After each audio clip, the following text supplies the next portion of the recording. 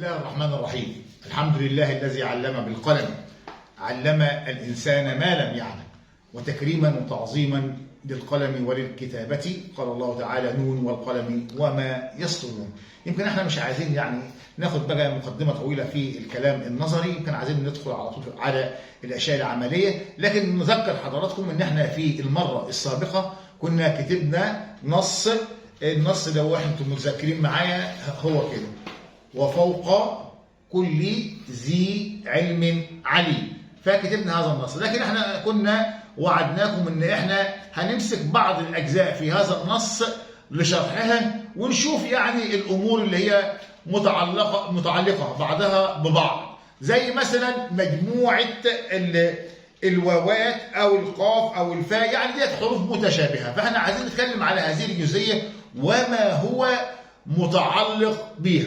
اذا ندخل في الموضوع على طول، نترك هذا الكلام نتركه على جنب كده، ونبدا على طول في الدخول في الاشياء اللي احنا عايزين ان شاء الله نعملها، وان شاء الله الى حد ما تفيد حضراتكم بقدر الامكان. احنا بنحاول بقدر الامكان جاهدين ان احنا بس يكون لنا دور ولو بسيط في الاهتمام بالخط العربي اللي هو بيمثل التراث بتاعنا وبيمثل الهوية العربية الخاصة بينا.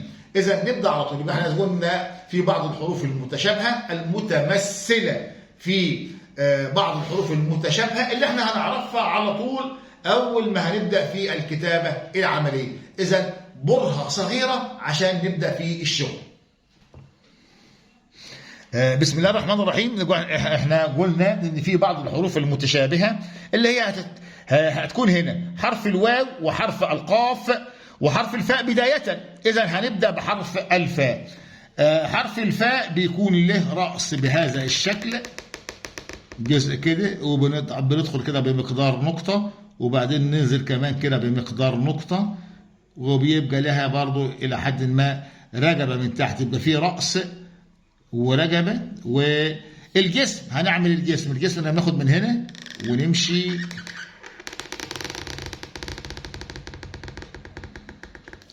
بهذا الشكل.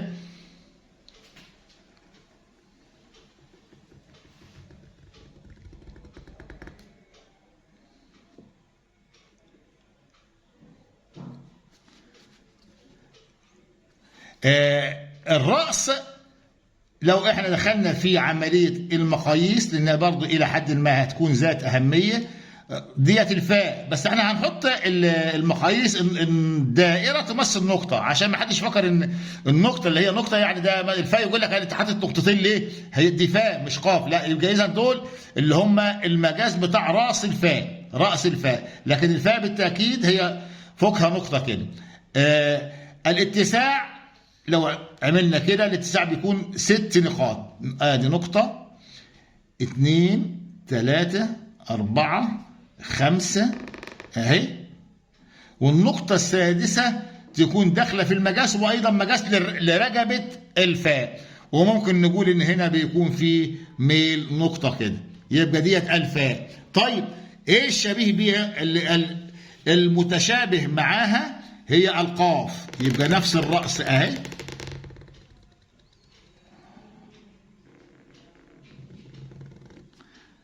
الجزء ده فيه دوران خفيف كده. يهمنا برضو الشكل الداخلي ده يمثل شكل اللوزه كده، اللوز اللي هو بيكون في رمضان وهو غالي شويه، لكن ما فيش مشكله لكن هي شكلها شكل اللوزه. وبعدين بنبدا ننزل، انا هنا كده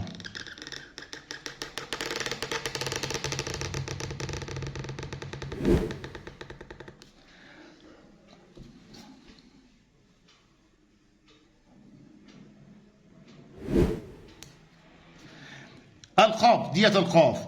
طيب يبقى برضو هذا الجزء برضو نقطتين كده، لكن لو قلنا النقطتين بتوع القاف يبقى النقطتين بتوع القاف دول.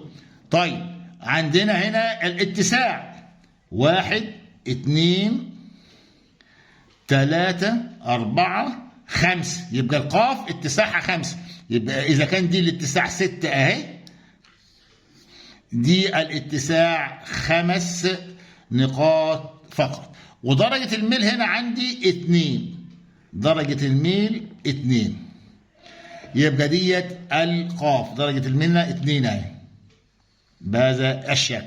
طيب ايه المتشابه معاها؟ المتشابه معاها حرف الواو نفس الرأس اهي.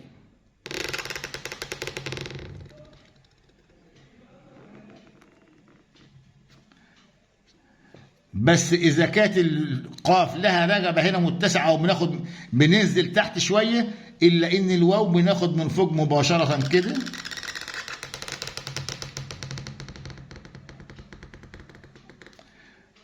وبنستدير بهذا الشكل. لكن الرأس ايضا نفس المقاس ونفس الشكل برضه، هي نقطتين اقصى ارتفاع فيها في النص كده، ويبقى اذا ما فيش نقطه فوق.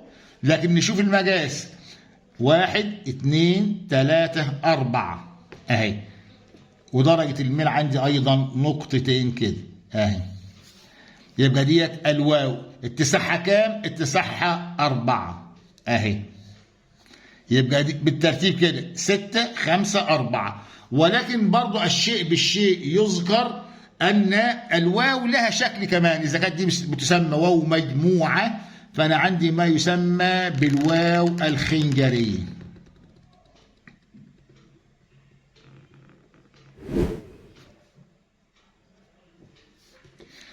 برضو من فوق اهو. وبعدين بنعمل النصل ده كده بسن القلم اهو بهذا الشكل. الرأس نفس المواصفات، احنا قلنا حروف متشابهة، يبقى برضه هي نقطتين كده اهي. ولكن لغاية هنا كده 5 1 2 3 4 ادي ال5 نقاط بتاعة الواو الخنجرية. ولكن بيبقى هذا الجزء بيبقى فيه شوية خلافات بسيطة. البعض بيقول بيطلع نقطة أو نقطة ونص. يمكن أنا من الناس اللي مستحسن إن يكون هذا الجزء بيطلع نقطة ونص، ودرجة الميل بتكون أيضا نقطتين. يبقى برضو ديت الواو بتسمى بالواو الخنجرية. هننتقل إلى يعني موضوع تاني بسيط خالص. إن إحنا يمكن أنا عايز يعني تشوفوني وأنا بنتكلم. يعني إحنا بس عايزين نقول إن الحرف الواحد بيكون له 4 حالات. ايه ال4 حالات؟ ال4 حالات بتوع الحرف يا اما بيبقى مفرد زي ما هنشوف. احنا هناخد مثال دلوقتي بحرف الفاء. الحرف ممكن يكون مفرد، يعني لن يتصل لا من ناحيه الشمال ولا من ناحيه اليمين. وقد يكون ده رقم 1 مفرد. رقم 2 ان الحرف قد يكون مبتدئ متصل، يعني هو بدأنا بيه واتصل بحرف بعديه، يبقى بنسميه مبتدئ متصل. الحالة الثالثة أن يكون الحرف وسطيا، يعني في النص، أن يكون الحرف في الوسط، يعني اتصل بحرف من قبليه وحرف من بعديه، لذلك بنسميه حرف. هو الحرف هنا حرف في النص، خلاص بنقول عليه حرف وسطي. الحالة الرابعة أن يكون الحرف متصل بحرف يسبقه وهو في الآخر. يبقى ال4 حالات بسرعة: مفرد، مبتدئ متصل، وسطي، متصل، منتهي. لكن عندنا 6 حروف من باب العلم بالشيء كده. عندنا 6 حروف لهم حالتين فقط، انما ما بيتصلوش بحاجه. هي حرف الالف وحرف الدال وحرف الذال وحرف الراء وحرف الزاي وحرف الواو. دول 6 حروف لهم حالتين فقط. يمكن نتعرض بشكل موسع لهذا الكلام، لكن بس عشان برضه ما نطولش على حضراتكم احنا هنخش في الموضوع. هناخد حرف الفاء نضرب بيه مثال متى يكون مفرد، متى يكون مبتدئ متصل، متى يكون وسطية، متى يكون متصل منتهي. إذا احنا متواصلين مع بعض. نشوف الكلام ده بطريقة عملية.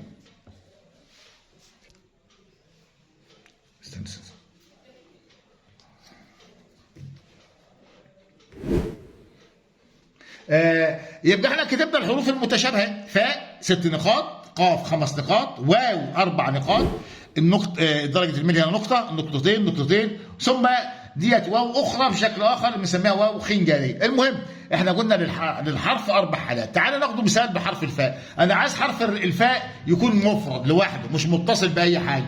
يمكن أبسط الأمثلة إننا هنعمل هنا راء الترويج، وده برضو مفيد لنا اهي.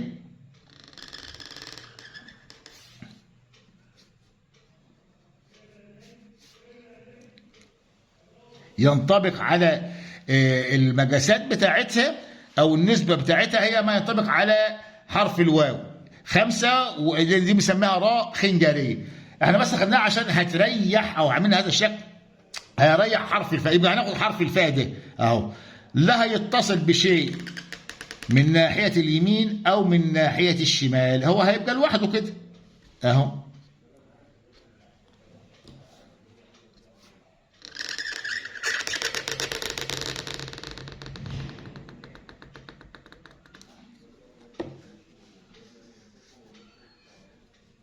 ساعات انا مندور على شيء نحط الاشياء بتاعتي او عليه ما بنلاقيش، فانا عايز بصراحه نعمل رف، يبقى اذا دي كلمه رف. خلاص الواو الفاء هنا لوحديها يبقى نسميها ايه؟ مفرده. مفرد حطيناها بنفس المقاييس بتاعتها، بس احنا مش عايزين نحط المقاييس عشان بس ايه، بس خلاص طالما عرفناها ما نكررش ونضيع الوقت. يبقى اذا دي كلمه رف. خلاص الفاء لوحديها مفرده، يبقى دي بنسميها مفرده. مفرد. طيب تاني حالة ايه؟ احنا قلنا تاني حالة ان يكون حرف الفاء، احنا دلوقتي شغالين على حرف الفاء، ان يكون مبتدئ متصل، يعني هو في الاول وبيتصل بحرف بعديه. يعني برضو هنكتب برضو كلمة اهي، خلينا نعلن عن اسمها بعد كتابتها.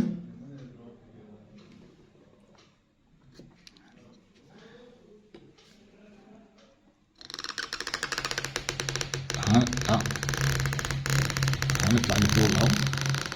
برضه الارتفاع المناسب او مش المناسب، هو ليه مقاس اللي هي بنطلع 7 نقاط كنسبه فاضله، وعند بنيجي قبل الاخر هنا بنقطه، بنبدا نستعد للانفصال، وبعدين نبدا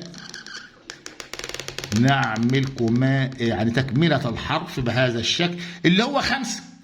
يبقى ايه؟ اما الناس بتقول يعني صباح الفل، احنا بنقول مساء الفل، يبقى ديت كلمه فل. احنا بس بنجيب ابسط الامثله، بس نتكلم برضو على ديت. الاتساع هنا 5، 1 2 3 4، ادي ال5 اهم. احنا فصلنا قبل ما نوصل لغايه هنا بنقطه، ونزلنا لتحت المستوى ده اهو كمان كده اهو بنقطه هنا.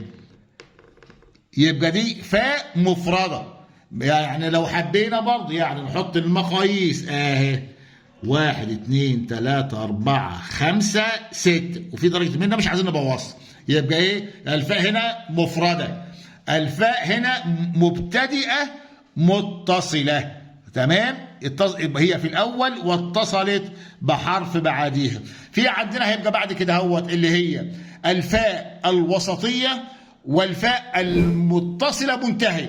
لكن احنا مش عايزين نطول برضو على حضراتكم، احنا هنكتفي بهذا القدر، ثم هنستكمل هذا الشرح ان شاء الله الذي ارجو ان ينال اعجاب حضراتكم، يعني رغم يعني عايز نقول المهاره البسيطه جدا جدا جدا اللي انا يعني اللي هي عندي. فارجو بس ان هذا الكلام ينال اعجابكم، وان شاء الله نكمل في الحلقه القادمه باذن الله باقي حالات حرف الفاء كمثال. يبقى احنا خدنا هنا الفاء مفرده، خدنا هنا الفاء مبتدئه واتصلت بحرف بعدها. ان شاء الله الى لقاء قادم باذن الله نستكمل فيه الشرح، والسلام عليكم ورحمه الله وبركاته.